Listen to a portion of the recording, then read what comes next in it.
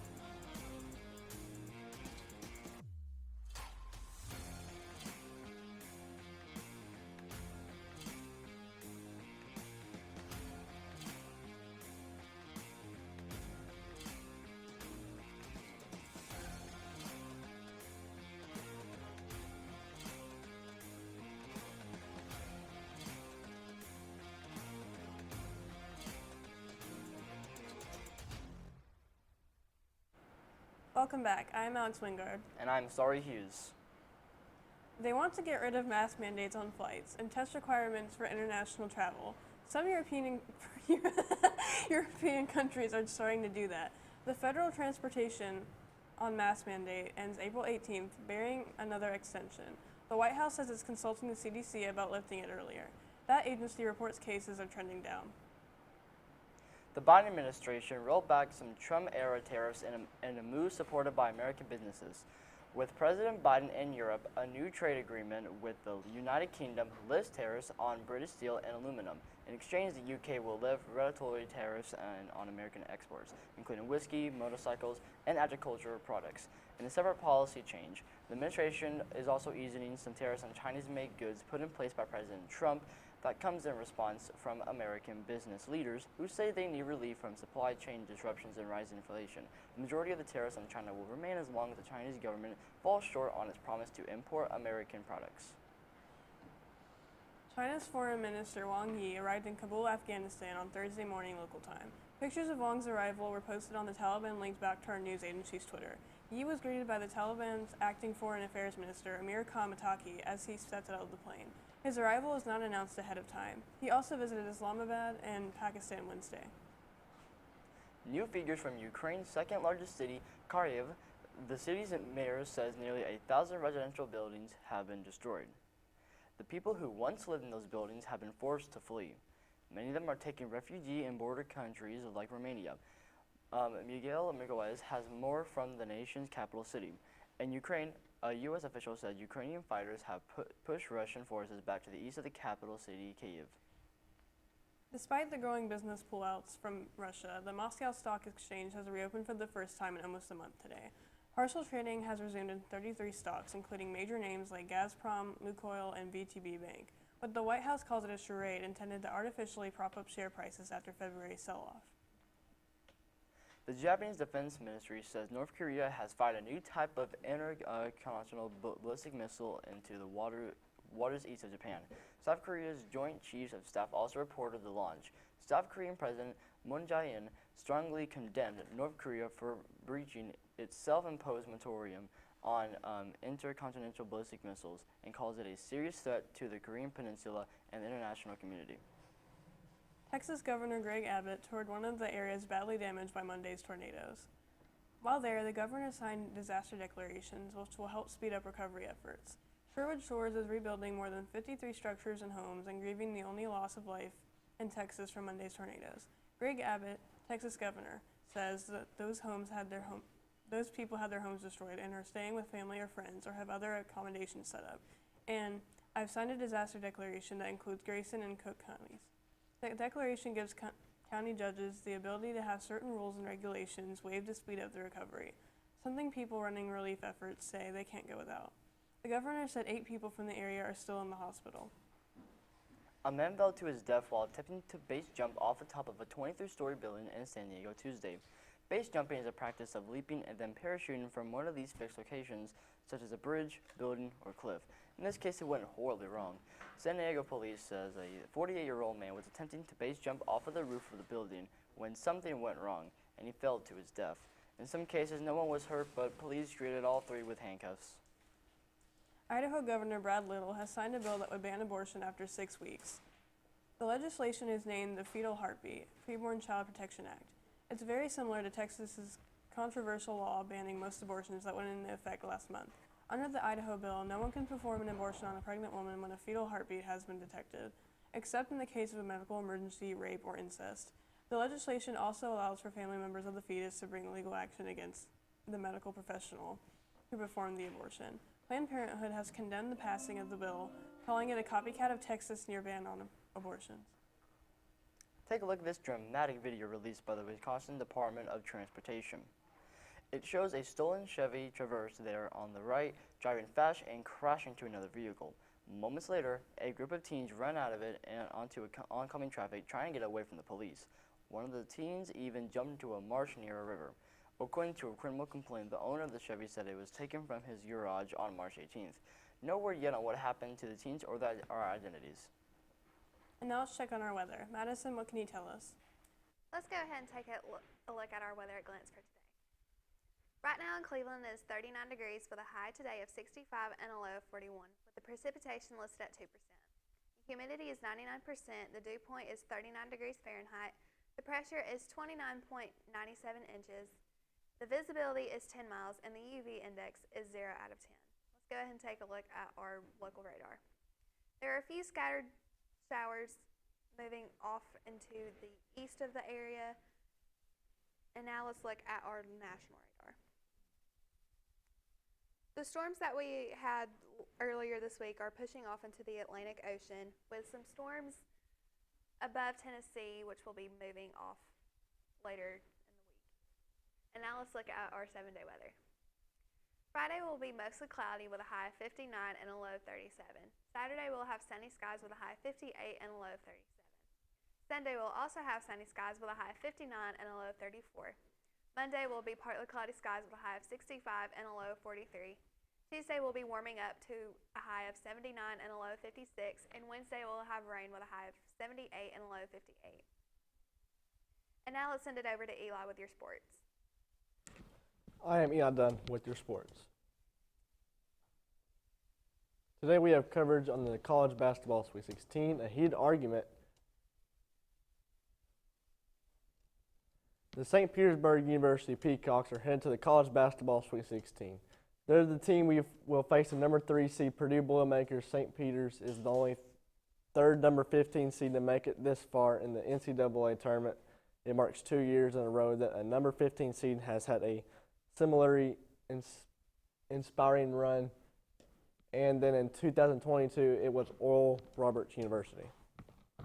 University of Arizona Athletic Director Dave Heek issued a statement Wednesday commenting on a video that emerged on social media involving Arizona men's basketball star Benedict Mathen and a TCU cheerleader after the Wildcats win over TCU on Sunday. The video shows Mathen stopping and looking up toward the stands after Arizona's 85-80 win in overtime. After bowing, he rises up with his arms spread fully apart as he turns toward the tunnel. He appears to be looking the opposite way with his arms still stretched when his left hand goes near the woman's chest, but it is unsure if there was any contact.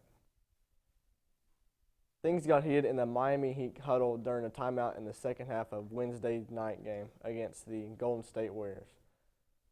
The game was tied 50-50 at halftime, but the Warriors scored the first 19 points of the second half during a timeout. In that run, tempers boiled on the Miami Heat bench. Miami star Jimmy Butler and longtime Heat star Udonis Haslem had to be separated by teammates as they was exchanging words. Haslem was heard reportedly telling Butler, "I'll beat you up," in a video captured by a fan sitting outside. That's all for sports. Stay tuned for more news with Alex and Sawyer. Welcome back. The inspector who played a key role in former Missouri Gov. Eric Greeton's resignation in 2018 has pleaded guilty to evidence tampering. Private investigator William Tisby entered the plea Wednesday on the misdemeanor charge. Prosecutors dropped 7 felony counts, including perjury. Jury selection was set to start Thursday. Tisby was indicted in 2019 for crimes and prosecutors said he committed while investigating claims that Greeton took a compromising photo of a woman and threatened to use it as blackmail. A group that works to protect Georgia's waterways has released a free Georgia River Guide mobile app. The Georgia River Network says its Georgia River Guide app is aimed at helping people to experience the recreation on Georgia's network of more than 30 water trails. Paddlers, boaters, anglers, and others who use the rivers can use the app to find trails and learn about river access points, millage, waterfalls, and other points of interest. The group says that protection information such as river struggling, potential hazards, and rapids are also included. The Hamilton County Sheriff's Office says they are investigating an incident where a female Silverdale allegedly sexually assaulted another female inmate. HCSO says they responded to the call around 4:30 a.m. Wednesday morning about a female being assaulted by another female. This is an ongoing investigation, and we do not know when more details will finally be released. Details at this moment are limited, and HCSO says they will not release any more information at this time. The man who fired the gun in a Walker County road rage incident that ended in a deadly shooting Tuesday night will not be charged at this time, according to the Walker County Sheriff's Office. The road rage incident between 2 motorcycles and an SUV began east of Chattanooga on Lee Carson Road and continued onto Highway 341 before ending in a Dollar General store parking lot, according to WCSO. Sparks says he saw multiple emergency vehicles and an ambulance arrive.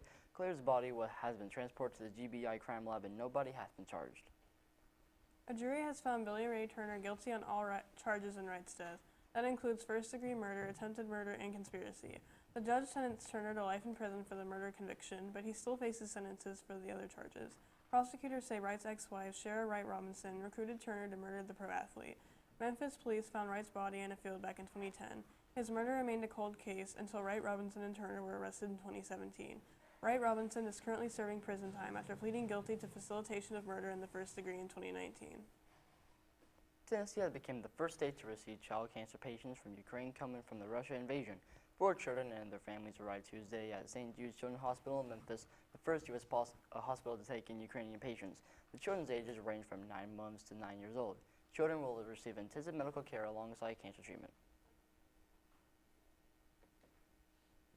That's when his new album, Harry's House, is set to be released. It's the 3rd album for the Grammy-winning 28-year-old, and it'll have 13 songs. You can check out the album cover and a trailer for the album on his social media. The story behind the title isn't clear, but it borrows its name from the 1975 Joni Mitchell track, Harry's House Centerpiece. He's a longtime fan of hers. Styles' second album topped the Billboard Hot 200 charts, and he's been keeping busy with his Love on Tour concert series. Not to mention his budding film career. He even has a beauty brand called Pleasing. Some people really do have it all. One of the largest and most complete Tyrannosaurus rex skeletons will be on display within the next few years. The 76 million year fossil named Stan will make its debut in the Natural History Museum, Abu Dhabi in 2025. An official says Stan will be taken care of by scientists and serve as an inspiration to future explorers. Stan stands at 13 foot tall and is comprised of nearly 200 bones. The first bones were found in 1987 by amateur paleontologist Stan Sarson, and the T-Rex skeleton is named in his honor. Experts said the dinosaur likely weighed between 7 to 8 tons during its lifetime. Governor Bill Lee announced his proposal for a 30-day suspension of state and local grocery sales tax to provide direct financial relief to Tennesseans amid surging inflation nationwide. The governor's proposal to suspend state and local sales tax on groceries will be 30 days will be included in the fiscal year 2022-2023 budget amendment, which will be delivered on Tuesday, March 29th. Governor Lee will host a roundtable with business leaders in Covington on Thursday to discuss the tax cut proposal and hear about the local impacts of nationwide economic challenges. Marvin Noel, who was appointed by the City Council to serve through the election for District 8, has picked up papers to run in the election. The seat was formerly held by Anthony Byrd. He stepped down after being appointed City Count Clerk. Others picking up included D'Angelo Davis and Harold G. Brooke. Mary Mott and Malaria B. Marsh have been qualified to be on the ballot in August. The City Council decided earlier that their appointee was not bound to be a caretaker, but was free to seek election.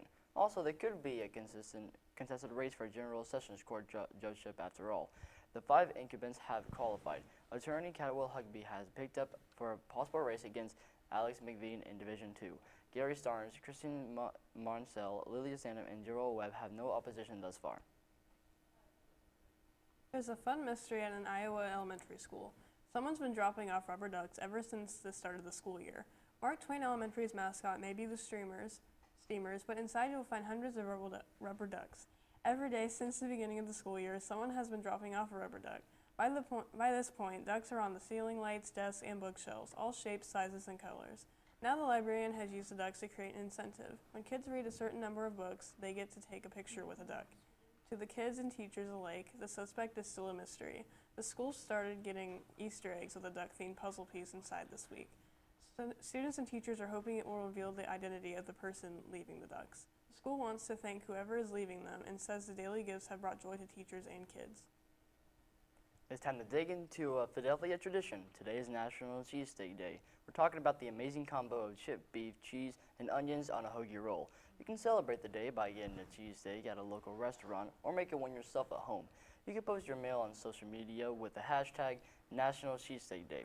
Here's a fun fact. Philadelphia hot dog vendors Pat and Harry Oliveri are credited with inventing the cheesesteak in the 1930s. You're on Facebook, Twitter, and YouTube through our channel BCHS VOX News. You'll also find more online at our website, voxnews.net. Remind your friends to like, subscribe, share, and tune in. You just cannot get enough of Vox. That is all we have for you today from Studio H12 at Bradley Central. And as always, God bless and go Bears!